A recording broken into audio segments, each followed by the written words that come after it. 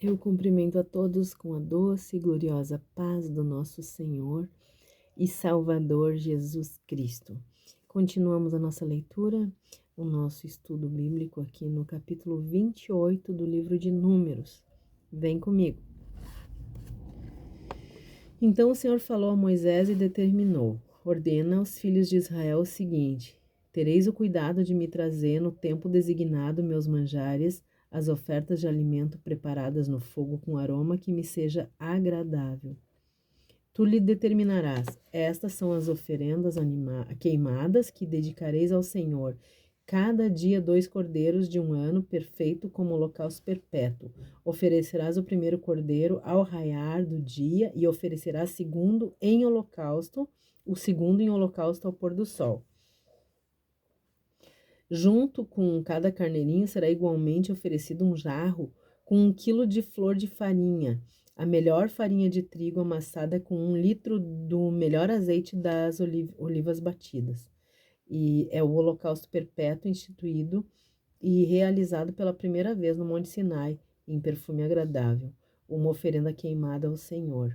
A libação, oferta derramada que a acompanha deverá ser preparada com 1 litro de bebida fermentada para cada cordeiro. Esse vinho deverá ser derramado como libação no lugar santo em veneração ao Senhor. Ao cair da tarde deverá ser oferecido outro carneirinho, com oblação e junto com ele a mesma quantidade da flor de farinha, azeite e vinho, para libação. Tudo na mesma maneira como procedeste pela manhã. Essa é uma oferta de alimento trazida para mim, o Senhor, e seu aroma muito me agrada. No dia do sábado oferecereis 2 cordeirinhos de um ano, perfeitos, juntamente com 2 quilos de flor de farinha, misturada com o melhor azeite, com oferta de cereais e também uma oferta de libação, que é o vinho derramado. O holocausto do sábado, oferta completamente queimada, deverá ocorrer todos os sábados, além do holocausto diário e da oferta derramada. No primeiro dia de cada mês, vocês vão oferecer um holocausto ao Senhor: 2 novilhos, 1 carneiro, 7 cordeiros de um ano, todos perfeitos. Para cada touro novo, oferecereis igualmente 3 quilos de flor de farinha misturada com o melhor azeite de olivas. Com cada carneiro, oferecereis 2 quilos de flor de farinha, em oblação amassada com óleo das melhores olivas. Para cada carneirinho, 1 quilo de flor e de farinha em oblação amassada com azeite. É o holocausto oferecido em perfume agradável, oferenda queimada ao Senhor. As libações de vinho que o acompanham serão assim: 2 litros de vinho com cada touro novo, 1 litro e meio de cada carneiro e 1 litro de cada cordeiro. Esse será mês após mês o holocausto que deverá ocorrer em cada lua nova, para todos os meses do ano.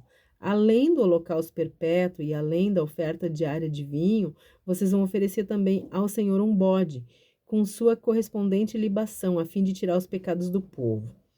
E no 14º dia do primeiro mês do ano é celebrada a Páscoa, e o 15º dia do mês é dia de grande festa. Durante 7 dias se comerão asmos, pães feitos sem fermento. No primeiro dia haverá uma assembleia santa, não fareis nenhuma obra ou trabalho servil. Oferecereis ao Senhor sacrifícios queimados em holocaustos, 2 novilhos, 1 carneiro, 7 carneirinhos de um ano, todos impecáveis, sem defeito. Sua oblação em flor de farinha amassada com o melhor azeite de oliva será de 3 quilos por touro novo, de 2 quilos por carneiro e de 1 quilo para cada um dos 7 carneirinhos.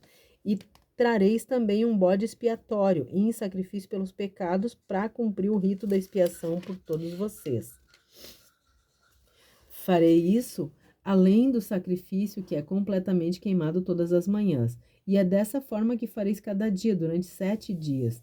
É um manjar, uma oferta de alimento que tem aroma muito agradável ao Senhor.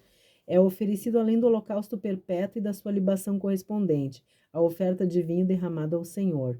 No 7º dia, vocês terão uma assembleia dedicada a adorar a Deus, e nesse dia não fareis nenhuma obra servil. No dia das primícias, a festa da colheita dos primeiros frutos, o Pentecoste, quando oferecerdes ao Senhor uma oblação de frutos novos da vossa festa das semanas, tereis a Assembleia Santa, não fareis nenhum trabalho. Vocês vão oferecer holocausto em perfume agradável ao Senhor, 2 touros novos, um carneiro, 7 cordeiros de 1 ano, todos impecáveis e sem defeito. Com cada novilha oferecereis a vossa oblação com 3 quilos de flor de farinha misturada com o melhor óleo de olivas para o carneiro, 2 jarros de 2 quilos, e para um dos carneiros, 1 jarro de 1 quilo.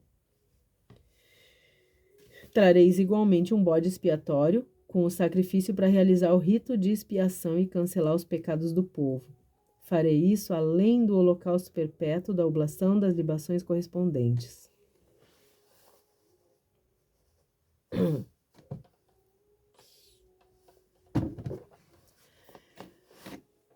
Esses sacrifícios diários de animal perfeito e inocente, as festas programadas mensalmente, outras anualmente, eram a forma de Deus simular o plano de salvação para a humanidade que vivia bem desnorteada, né, e perdida nesse mundo completamente estragado pelo pecado.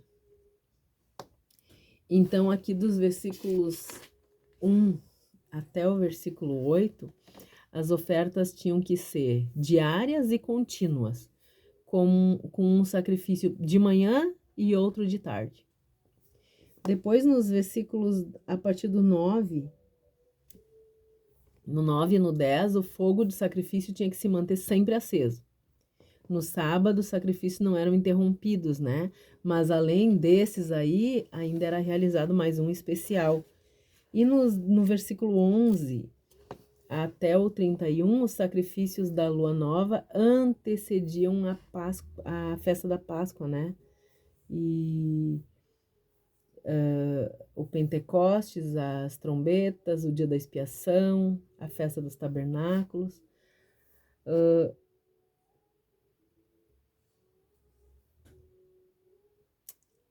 As ofertas que eram consumidas pelo fogo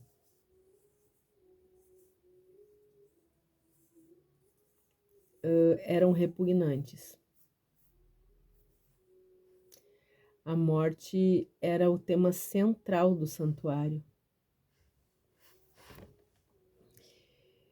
É por isso que eram tantos bichos o tempo todo, né? Tanto sacrifício o tempo todo. Para lembrar o tempo todo que a morte é o salário do pecado. E para apontar para Cristo, porque precisava de um animal, um cordeiro perfeito que expiasse todos os pecados da humanidade.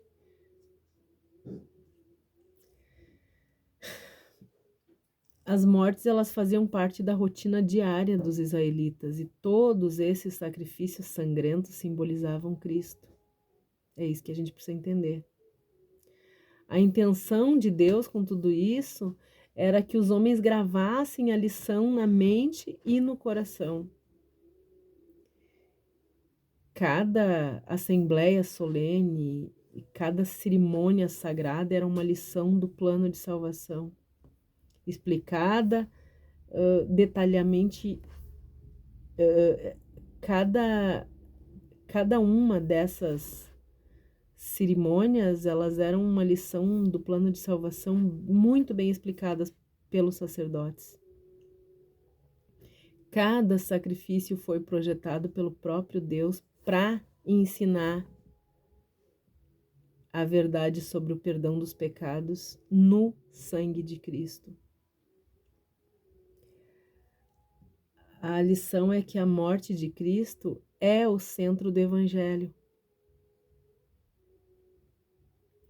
E tem que ser o centro da vida do cristão. A morte de Cristo precisa ser, assim como a morte daqueles animais, a morte era todo o tempo o centro do santuário, era o assunto do santuário. Nossa, a dos cristãos o objetivo do cristão. O centro da vida do cristão tem que ser a morte de Cristo. Vendo todos os sacrifícios diariamente, aquele povo estava vendo Cristo sendo consumido pelos nossos pecados, pelos pecados deles, né? E pelos nossos, é claro, né? É no sacrifício de Cristo que o cristão tem que meditar o tempo todo.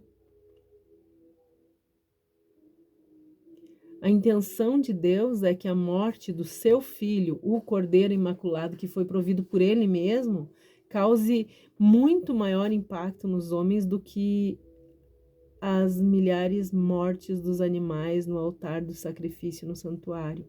E a gente para um pouquinho aqui e lembra agora que é incrível o quanto a morte de milhares de animais ainda causam muito impacto no mundo, né? Por isso tem os movimentos aí até dos vegetarianos, veganos e outros anos para evitar a morte de muitos animais, né? Proteção dos animais. E não estou pregando contra isso, mas é incrível como ainda hoje a morte de tantos animais preocupa muito mais os homens e ocupa muito mais a mente e o coração dos homens do que a morte de Jesus Cristo.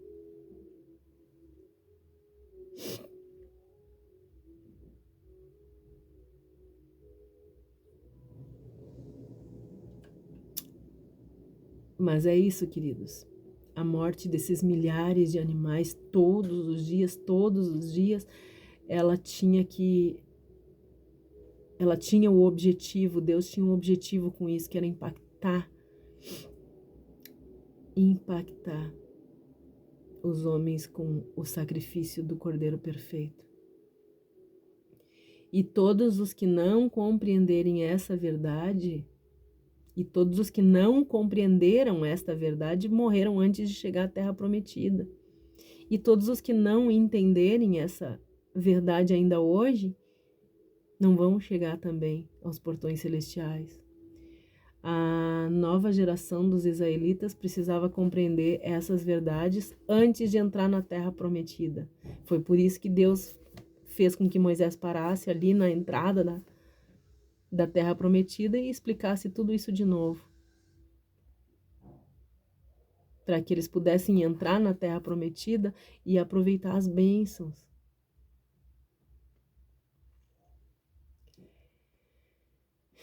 E, portanto, queridos, é indispensável que a gente compreenda que nós fomos chamados para a missão de comunicar essa verdade, a verdade da salvação, à nova geração de crentes, para que eles se convertam a cristãos genuínos, a cristãos verdadeiros. Todo cristão tem que conhecer que a doutrina da justificação é pela fé e é baseada na graça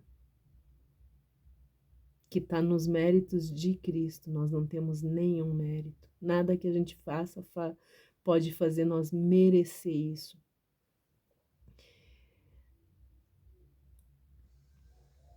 Nós precisamos conhecer a doutrina da justificação pela fé. Nós precisamos saber que ela é baseada na graça dos méritos de Cristo. E isso precisa ser tão importante, mas tão importante para nós, quanto eram os sacrifícios dos animais para aquele povo. Pela fé e obediência aos princípios de Deus, os homens entrariam na terra prometida. E é desse jeito, pela fé no Filho de Deus e na obediência aos princípios de Deus, que os cristãos vão entrar pelos portões celestiais. Gravem isso, queridos. Somente pela fé no Filho de Deus e pela obediência nos princípios de Deus é que nós podemos entrar pelos portões celestiais. Um forte abraço. Que Deus nos abençoe, nos guarde, que Ele perdoe os nossos pecados, que Ele tenha misericórdia de todos nós e que Ele faça resplandecer o seu rosto sobre todos nós. Amém? E até o próximo capítulo.